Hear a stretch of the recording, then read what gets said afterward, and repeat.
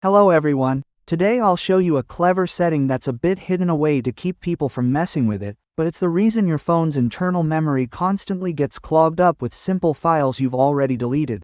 Your phone actually has a hidden recycle bin that stores various items. For example, you might look at some of your photos or videos, and you don't like them, they didn't turn out well for some reason, so you delete them.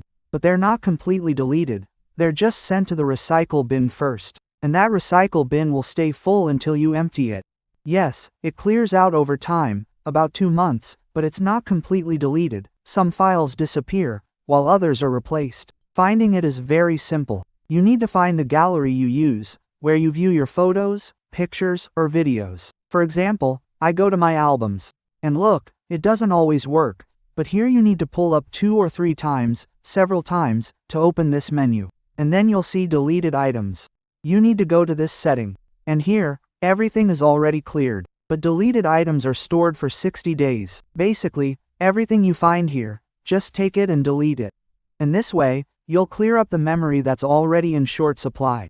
If this method doesn't work, then check out my channel. I have other cleaning options that will definitely help. Subscribe to the channel, leave comments, and like.